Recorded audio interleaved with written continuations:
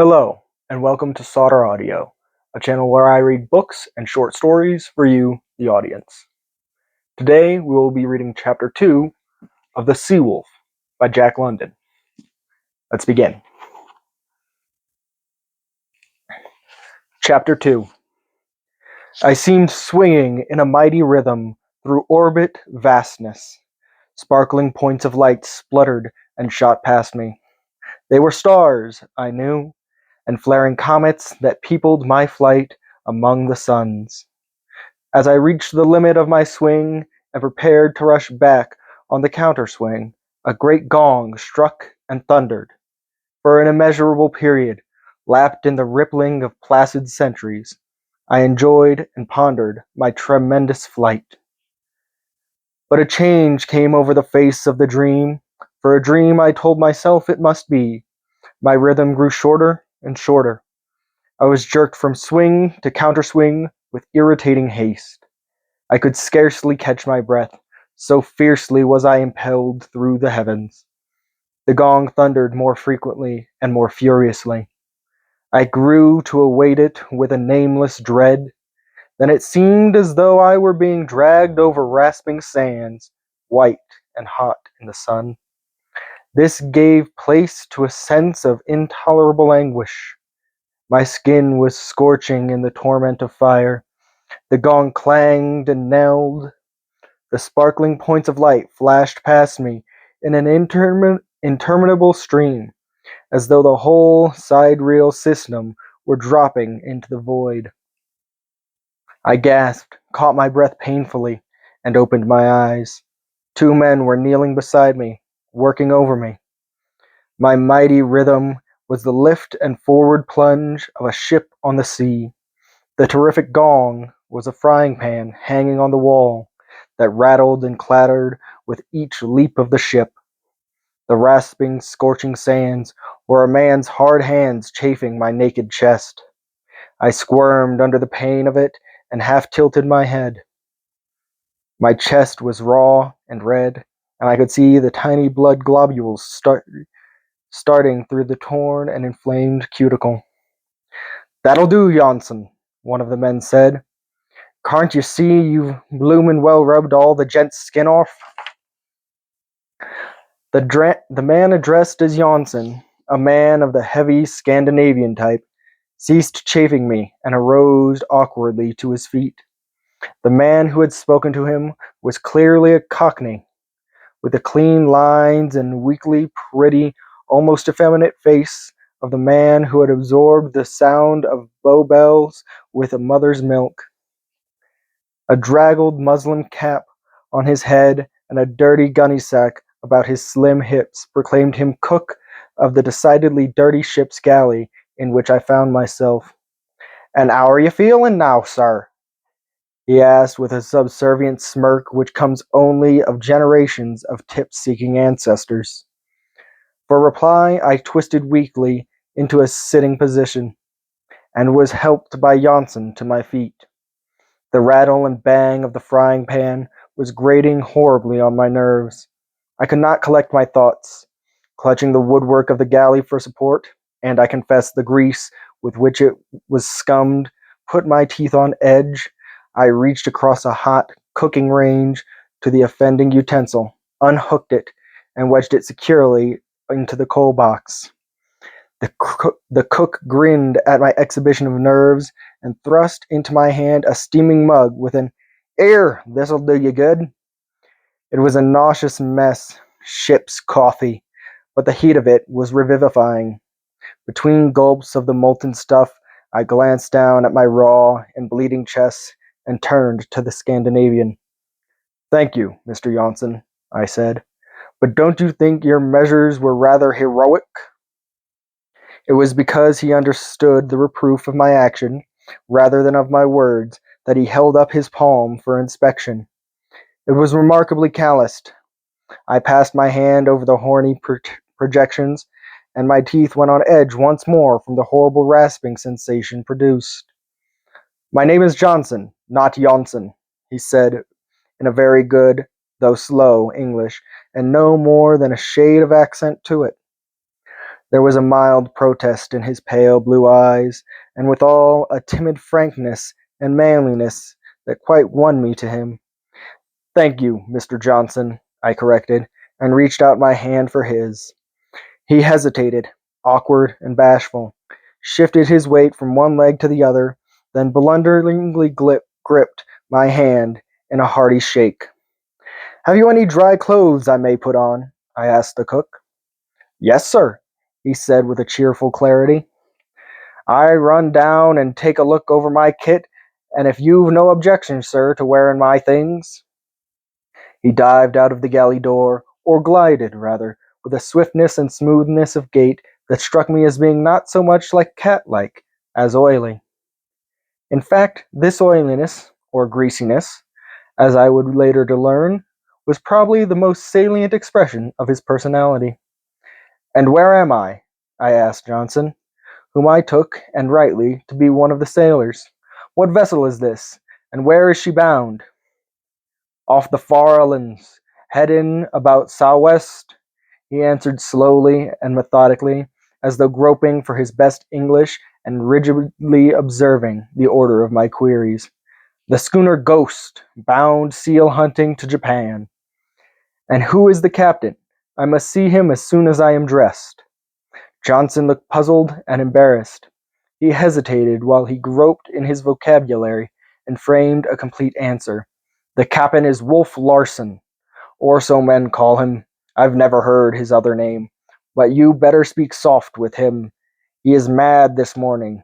The mate—" But he did not finish. The cook had glided in. "Better sling your hook out of here, Johnson," he said. "The old man'll be wantin' yer on deck, and this ain't no day to fall foul of him."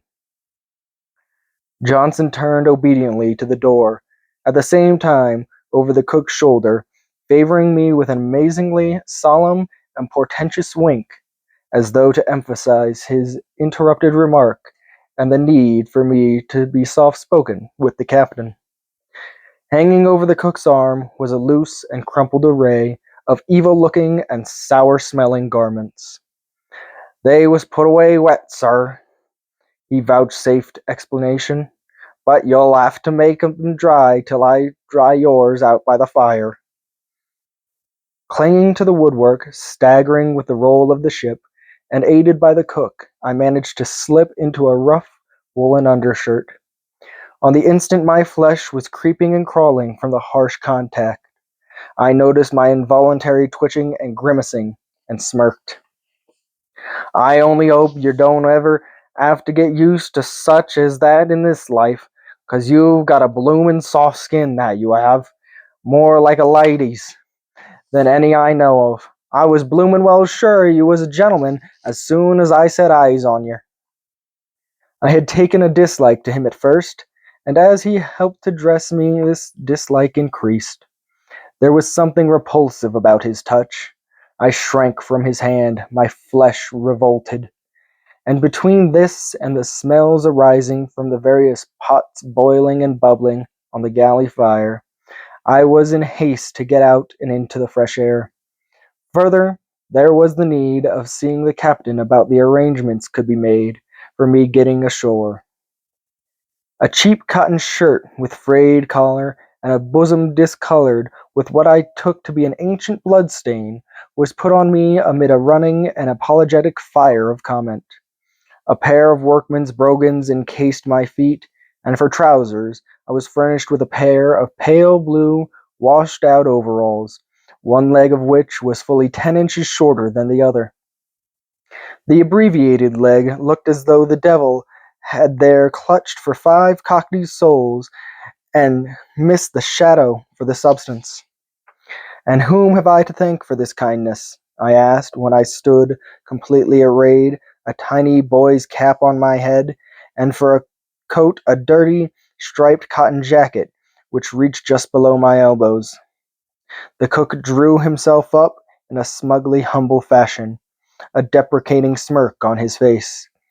Out of my experience with stewards on the Atlantic liners at the end of the voyage, I could have sworn he was waiting for his tip. From my fuller knowledge of the creature I know now that the posture was unconscious. A hereditary servility, no doubt, was responsible. Mugridge, sir, he fawned, his effeminate features running into a greasy smile. Thomas Mugridge, sir, and at your service.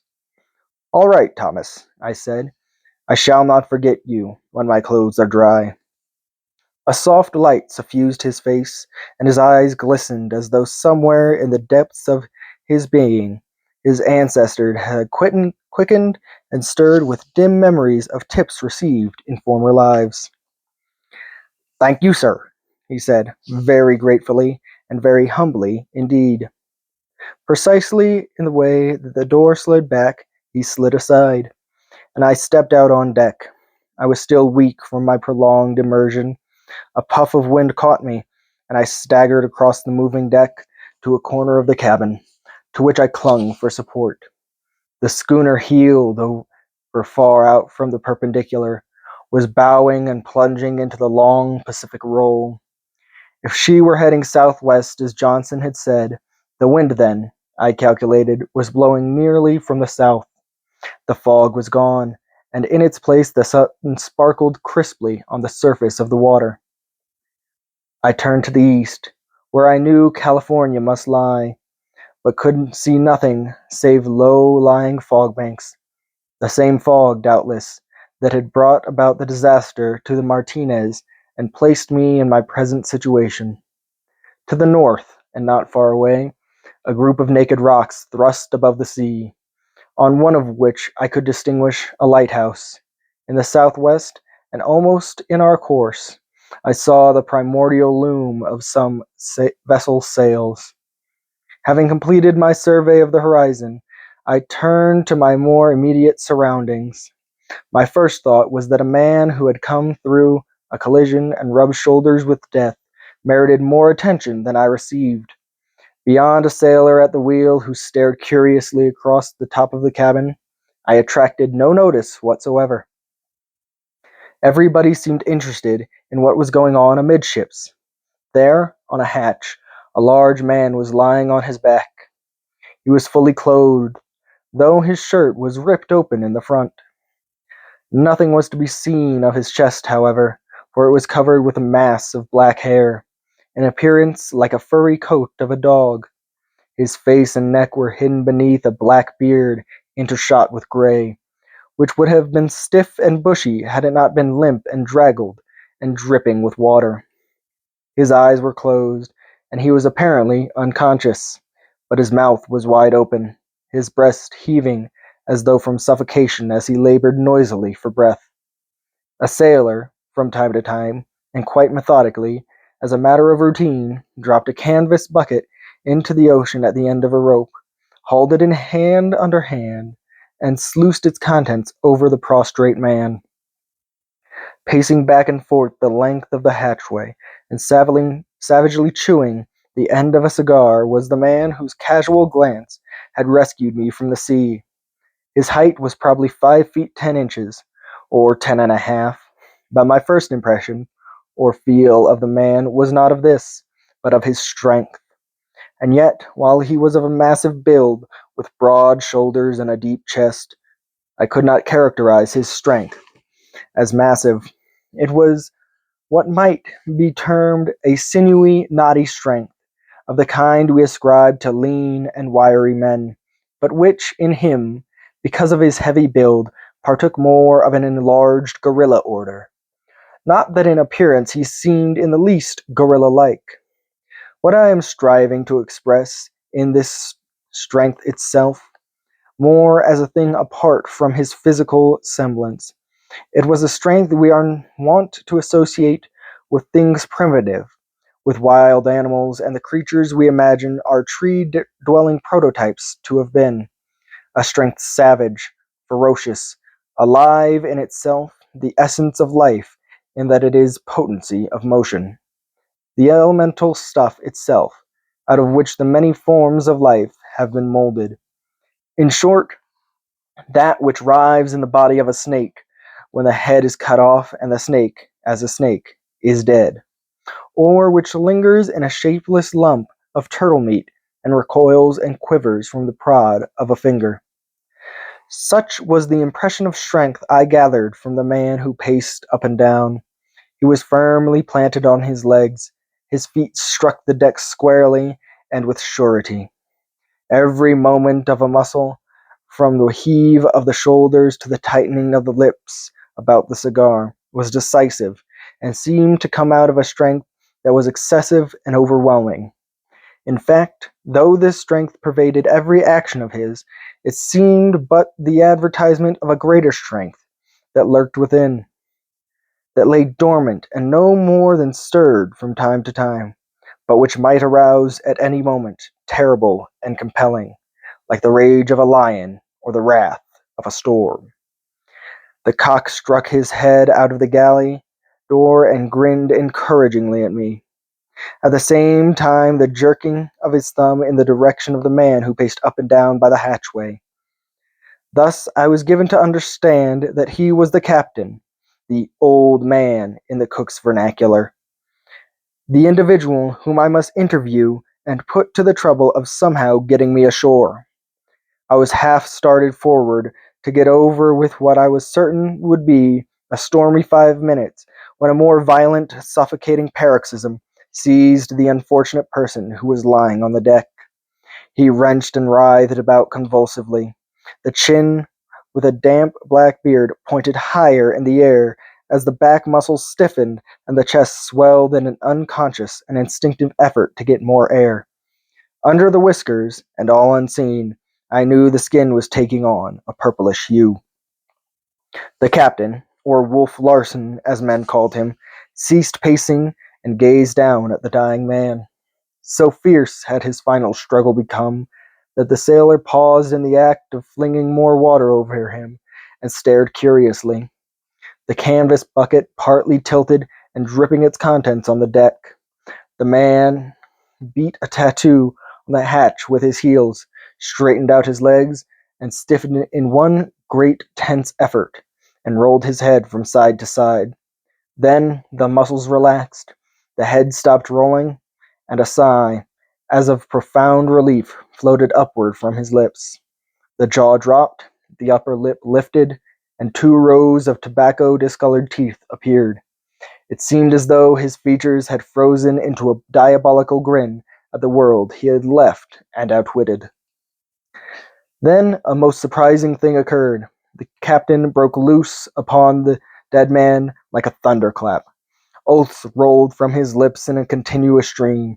They were not namby-pamby oaths or mere expressions of indecency. Each word was a blasphemy, and there were many words. They crisped and crackled like electric sparks. I had never heard anything like it in my life, nor could I have conceived it possible. With a turn for literary expression myself, and a penchant for forcible figures and phrases, I appreciated, as no other listener I dare say, the peculiar vividness and strength and absolute blasphemy of his metaphors. The cause of it all, as near as I could make out, was the man who was mate, had gone on a debauch before leaving San Francisco, and then had the poor taste to die at the beginning of the voyage and leave Wolf Larsen short-handed. It should be unnecessary to state, at least not to my friends, that I was shocked. Oaths and vile language of any sort had always been repellent to me. I felt a wilting sensation, a sinking at the heart, and I might just as well say a giddiness. To me, death had always been invested with solemnity and dignity. It had been peaceful in its occurrence, sacred its ceremonial. But death, in its more sordid and terrible aspects, was a thing with which I had been unacquainted till now.